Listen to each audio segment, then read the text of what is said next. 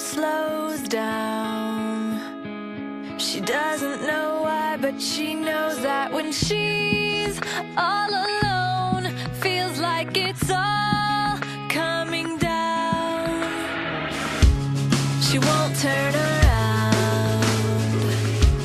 The shadows are long and she fears if she cries that first tear, the tears will not stop raining down. So stand in the rain, stand your ground, stand up when it's all crashing down. You stand through the pain, you won't drown, and one day what's lost can be found. You stand in the rain.